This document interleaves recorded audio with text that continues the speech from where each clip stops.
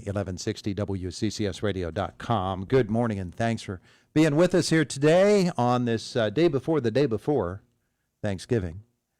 Nicole Sipos, Indiana Borough Manager, joins us this morning, and she's got Ryan Steiner with her today. She's going to introduce us to Ryan and give us a chance to find out what he does. Our visit this morning is presented by Marcus & Mack, voted Best Law Firm and Best Personal Injury Lawyer 4 years in a row in the Best of Indiana County contest. Visit them online at marcusandmack.com. Normally, Nicole, at this time of the year, we're talking about Christmas trees, but we're talking different trees this time. We are. It's perfect timing to talk about two grants and that we received, the borough received. And Ryan Steiner, he's our parks director. He's kind of new to the borough. He's been here about 3 years, and it was a department that we kind of created about 3 years ago to work on our trees downtown, and as all you know is our tree grates. He's a big part of that process. So he's going to go in and tell you about that. So we, the borough received two grants. One was from, let me put my glasses on so I can see.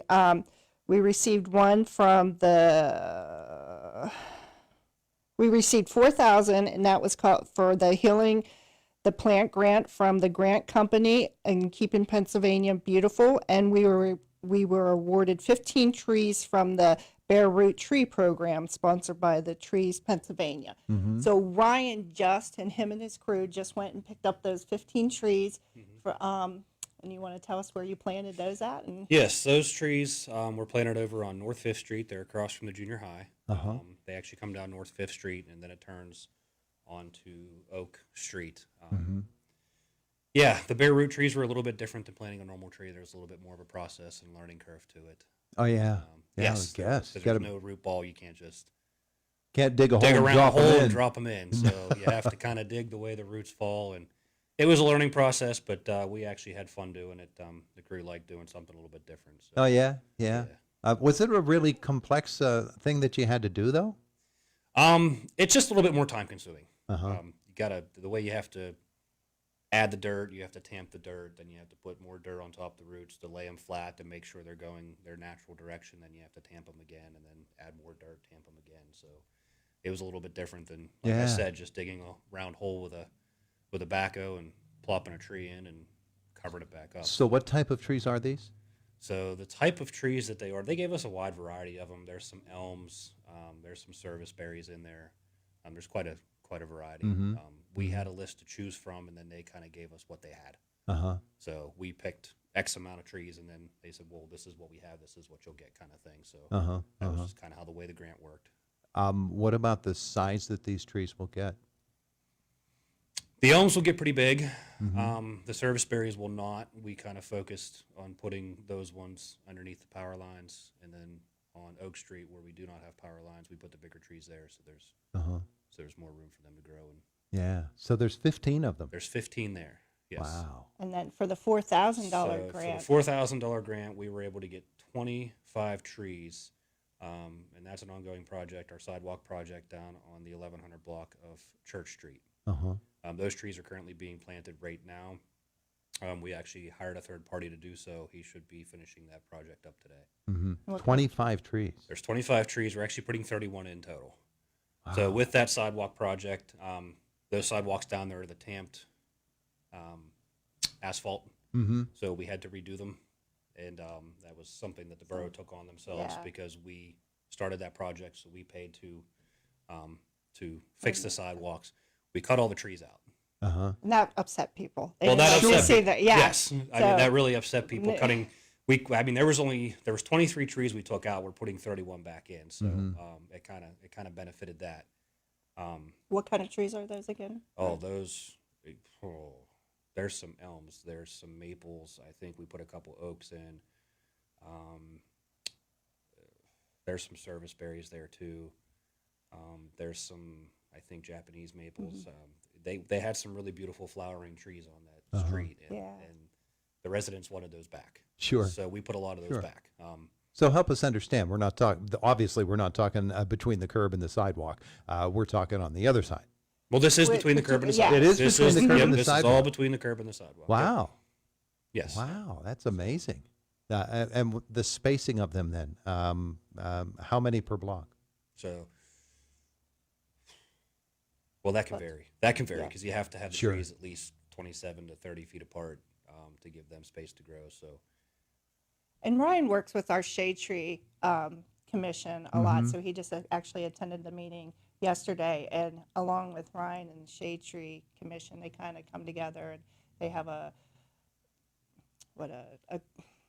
mapping of all the trees in the borough. Yeah. or the we system. do have an inventory of all the public right-of-way trees.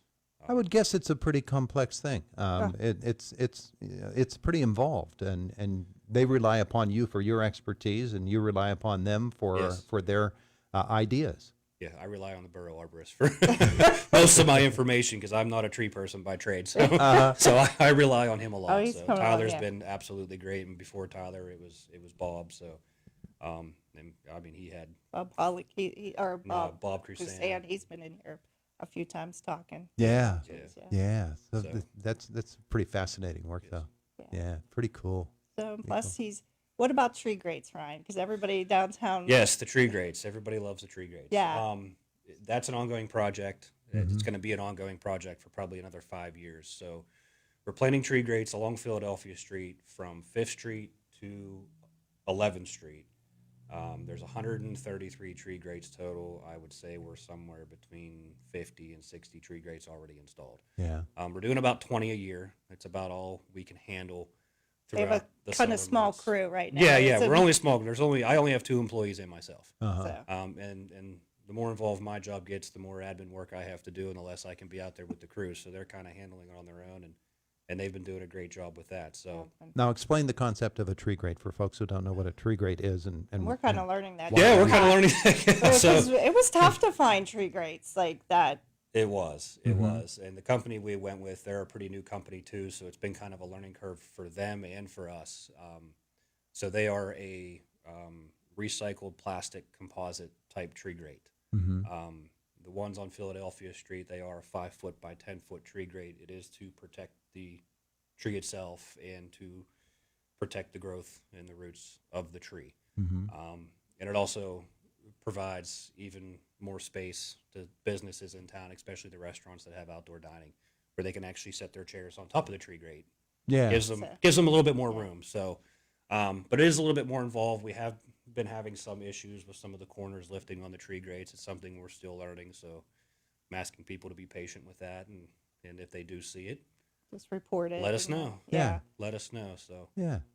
Well, it sounds great, and it's part of the beautification process. As beautiful as this downtown is, and if you drive through other towns, I brag on Indiana a lot, but you drive through other towns, they're not as pretty as Indiana is right now. No, And these beautifications, these ongoing projects, to make it even more attractive, I think it's a wonderful thing. Yes. I think, especially this time of year with all the lights, lit up and driving down through here in the evenings, looks so beautiful. Yeah, but you know me, Nicole. I'm wanting Don't the flower you say baskets. it. I'm wanting the flower baskets and the sunshine and I know. and the summer. Yeah. But I guess I can say that it makes the town look beautiful all year long. It does, yeah. And speaking of, picking up areas of our leaf collection still going on, so that's a fall thing. They're going to still doing continue. that? They're still doing it right now. They're in First Ward, so they'll continue as long as the weather stays nice. Continue to pick up the leaves. Yeah, Yeah, and you're getting ready for our winter season. we are. Hopefully, it's a mild We one. want it to be mild, but it's a good chance for us to remind folks about Philadelphia Street and other streets that are state roads as opposed to streets that are borough roads, and the issues that come with that when we get snowfalls, and getting your cars out of the way so that people can drive the can plows plow. through and keep them nice and clear. And we have to be patient because we're basically at the mercy of when PennDOT can get here. That's right. And then, our crew, they try to get out there as early as they can, to get it before it gets too bad. And, I'll have to bring Paul Gellis, our public works director, and maybe next month talk about We can do snow that. removal. We can do that too. Everybody can have a turn. But I do want to mention, too, December 2nd, our council meeting is going to start at 6 p.m. We're going to be having the conversation on the IC Mesa, on the authority for that. So ambulance authority. That's going to be a okay. discussion council's going to have. So I wanted to put it out there for everybody if they wanted to listen in on the meeting on December 2nd. Yeah, yeah. That's for Indiana Borough residents. Now, there is a big meeting coming December 11th. December 11th that folks all across Indiana County will want to know about that Yes. one as Yep. well. And we'll be covering that from a news angle too. Okay. But, you know, these seasons, they come and there's another one, and we're in the middle of transitioning to a full winter season at the same time. You're thinking, Ryan, about, okay, well, come springtime, I need to plan for come springtime and the summer season and all that. It's like in radio, you know, we're never thinking about the question that we're asking now. We're thinking about the question we're going to be asking next. You always have to have that eye on what's coming up next so that you're prepared for that too. I think what I learned too a lot about when Ryan started this whole parks thing is when you can trim and maintain a tree and right that, because you would think in the summer times when they're really busy, and it's actually like now when It's actually during the winter when most trees are dormant. Well, when the trees are dormant is when most of our pruning happens. We can do some sort during the summer, but it's strongly advised to not prune a tree when they're budding and leafing out, and also when they're changing color, because that's when trees are under their most stress. Yeah. So- And they're preparing for the transition too. So yeah, those are all big things. We talk about those things with Bob Pollock on Friday mornings. Yeah, At 7:45 when he comes he's and part of visits the with us. He's part of shade tree commission. Yeah. So all of those are big issues. And Ryan, I'm glad you came by to tell us about it. We appreciate that. We'll have him back next year. Give me a full year to prepare for the next one instead of 45 minutes like this morning. And then she'll tell you 45 minutes. Yeah, she before. will. She Oh, by the way, today's your day. Yeah, This is the way she'll today's put your it. day. Going on the radio. All right, Nicole, anything else we need to know from Indiana Borough standpoint? Nope, we're hopefully we'll get the budget passed on December 2nd. We voted to advertise that at last Public Works meeting. Right now, we're looking at no tax increase, a $6.9 million budget, and for general fund, and everything's looking good. All Terrific. the departments did a great job. Terrific. All right, wonderful news. Hey, happy Thanksgiving to both of you. You too. Happy You too. Thank Thanksgiving. you. It is the voice of Indiana County. It's WCCS 101.1 FM, AM 1160, WCCSradio.com, 924. Boomer Sports next. Hey, I was just